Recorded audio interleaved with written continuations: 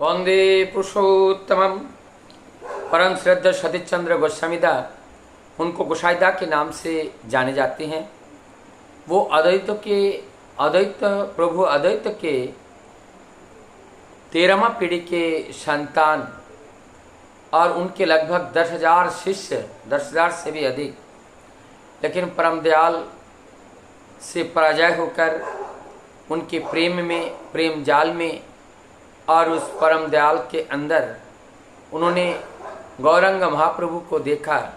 उन्होंने परम दयाल के अंदर भगवान श्री कृष्ण को देखा और देख करके उन्होंने अपने जीवन को प्रभु के शरण में समर्पित किया।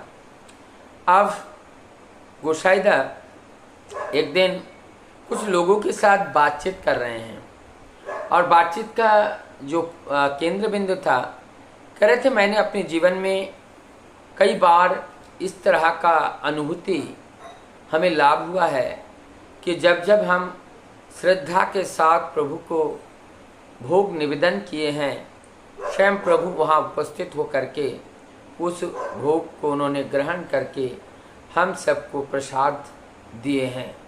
ये सौभाग्य हमें पहले भी कई बार प्राप्त हुआ है।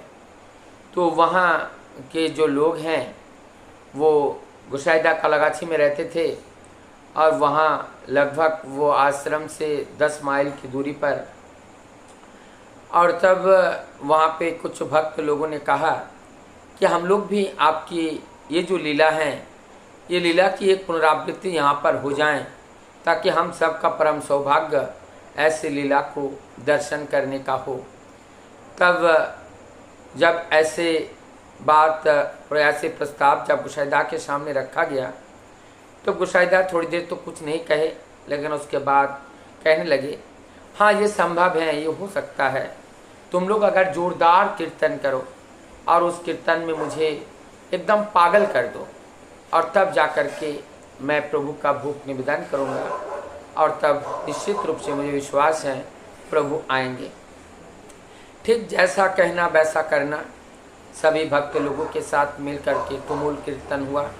बहुत बड़ा कीर्तन, जोरदार कीर्तन हुआ और कीर्तन के बाद गोसाईदा भावमय हो गए और जैसे भावमय हो गए तब उन्होंने परम दयाल के लिए भोग निवेदन किए, उनका आह्वान किए। और ये आह्वान जब हो गई, ये प्रोग्राम लगभग जब ये कार्य शुरू हुआ वो लगभग 8 बजे का समय था कि भोग निवेदन किए गए। और इधर ठीक पार्लर में परम दयाल से ठाकुर जी बैठे हुए हैं भक्तों के साथ। अचानक ठाकुर जी कहने लगे कि हमें कुष्टिया की ओर जाना है और आप सब लोग तैयार हो जाओ। तब जाकर के हमारे किशोरी दा, अनंत महाराज दा और वहाँ पे और भी कई लोग जो भक्त लोग थे ठाकुर जी के साथ तैयार हो गए और घर से निकल पड़े। दूरी 10 माइल का अर्थ है 15 किलोमीटर लगभग। वहाँ से निकल पड़े सभी लोग और ठाकुर जी आगे आगे पीछे पीछे सब भक्त चल रहे हैं। और इतनी दूरी के बीच में 2 नदी पार करना था, एक गौरी नदी, एक पद्मा नदी।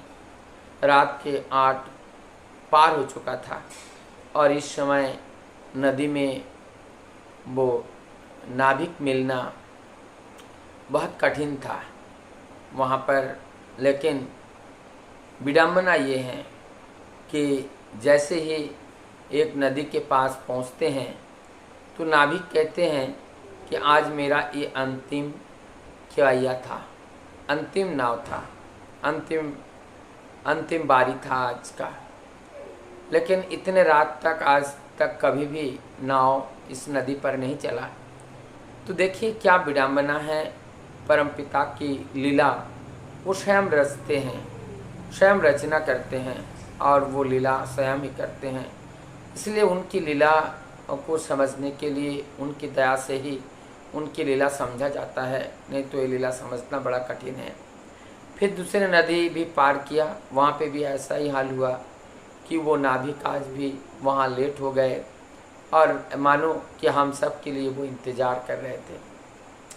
दूसरे नदी पे गए, वो भी पार हुए, होने के बाद फिर चलने लगे। ठाकुर जी की चलने का इतना तेज गति, इतना द्रुतता, वो देख कर के सभी लोग अस्त व्यस्त हो गए। इतनी बहुत तेज़ी से वो चलने लगे। कभी कभी तो ठाकुर जी ऐसे लग रहा है कि वहाँ से गायब हो गए, आप दिखाई नहीं दे रहे हैं। और भक्त लोग सब दौड़ रहे हैं, दौड़ते। और इधर क्या हो रहा था, इधर जब कीर्तन होने के बाद जब ठाकुर का आगमन नहीं हुआ तो वहाँ पे भक्त लोग जो भी थे सब कहने लगे कि गोसाईदा को प्रभु कहते थे, प्रभु अभी तो वो लोग आए नहीं, ठाकुर तो आए नहीं, तो हम सबको भूख लगे हैं, आप हम लोगों को भूख प्रसाद दे दीजिए। तब आप गोसाईदा कह रहे हैं, देखो मेरे ठाकुर से ऐसा होता तो नहीं है, मैं कभी भी अविश्वास नहीं करता हूँ, मेरा पूर्ण विश्वास है। यदि ठाकुर जी नहीं आते हैं तो मैं ये मानता हूँ कि मेरी भक्ति में कहीं ना कहीं कमी रह गई होगी। आज जिस वजह से आज ठाकुर जी के पास तक हमारी ये संदेश हम पहुंचा नहीं पाए, इसलिए ठाकुर जी नहीं आए। लेकिन एक बात है, फिर भी मेरे मन कह रहा है प्रभु हमारे आएंगे ही आएंगे। तो आज जो भोग मैंने लगाया इसका अग्रभाग मैं अपने प्रभु के लिए ही रखूँगा। तो अग्रभाग निकाला, उसके बाद वो प्रसाद सबको वितरण किया गया। और जैसे सबका भोजन समाप्त किए और गए, भोजन लगभग ले चुके थे, तब जाकर के इधर बहुत तेज़ी से परम दयाल श्री ठाकुर अपने भक्त जनों के साथ वहाँ कलागाछी आकर के वहाँ उपस्थित हुए। उपस्थित होकर के जहाँ भोग रखे थे कहने लगे कि गोसाईदा बहुत भूख लगी हैं, आप जल्दी से हम लोगों का भोजन की व्यवस्था कीजिए।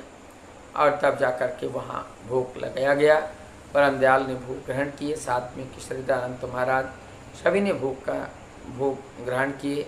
वहाँ उपस्थित जिन लोगों ने देखा, देख करके सब भर आचार्य चकित हो गए। और इस विडम्बना, इस जो दृश्य हैं, सभी लोग मंत्रमुग्ध की तरह प्रभु को निहारने लगे और प्रभु की इस अलौकिक लीला का आस्वादन लेने लगे, प्राप्त करने लगे। सभी गवाह बने आज की इस अलौकिक पर्व का। और सभी के मन में एक विश्वास आया कि अंतर्जामी है, ये भगवान है, ये पुरुषोत्तम के रूप में लीला करने के लिए धरा पर आए हैं। और वही राम, वही कृष्ण, वही बुद्ध, वही जिसास, वही गौरंग महाप्रभु, वही मोहम्मद, वही रामकृष्ण परमहंस देव आज अनुकूल अवतार में वो अनुकूल बन करके हम लोगों के जीवन की प्रतिकूलताओं को दूर करने के लिए उनका आगमन हुआ है। हम सबको उनके शरणाश्रित होकर इस जीवन को व्यतीत करना चाहिए। फिर वो जो कलागाछी गांव जहाँ पर ये घटना हुआ था, वहाँ पर कालांतर में सभी लोगों ने ठाकुर जी का सतमंत्र से दीक्षा लेकर अपने जीवन व्यतीत करने लगे। पूरा एरिया, पूरा गांव, आसपास के सब जगह सब ठाकुरमय हो गए और ठाकुर जी के जो भावधारा से सब लोग प्रभावित हो गए और सब लोग अपने जीवन को सुंदर बनाने लगे। और जब प्रभु के भाव में जाते हैं तो वही एहसास होता है जो स्वाद हमने गौरांग महाप्रभु के समय उस कीर्तन युग में मिला था, जो भगवान श्री कृष्ण के लीला युग में मिला था, जो भगवान रामचंद्र के लीला युग में मिला था। आज ठीक वही लीला आज अनुकूल युग में भी हम सबको आस्वादन करने का ये शुभ अवसर प्राप्त हो रहा है। और ये शुभ अवसर परमपिता की दया से ही होते हैं और उनकी दया के बिना कोई भी कार्य संभव नहीं है। तो इसलिए निश्चित है वो अंतर्यामी भगवान, अगर हम श्रद्धा भक्ति के साथ, अनुराग के साथ उनको हम आह्वान करते हैं, निश्चित रूप से भक्त की पुकार वो सुनते हैं और वो सुन करके वहाँ पर वो निश्चित रूप से पहुँचते हैं। हम लोग भी श्रद्धा भक्ति के साथ अगर उनको पुकारेंगे, निश्चित रूप से हमारी पुकार उनके कर्ण को स्पर्श करेगा और वो निश्चित रूप से हमारी उस पुकार को सुन करके वहाँ आ करके हमें वो रक्षा करेगा, हमारी समाज की रक्षा करेगा और उस जगतवासी की रक्षा के लिए सदैव वो रक्षक बन करके धरती पर आए हैं। क्यों नहीं वो आएंगे, निश्चित आएंगे। ज़रूरत है श्रद्धा भक्ति और अनुराग के साथ उनको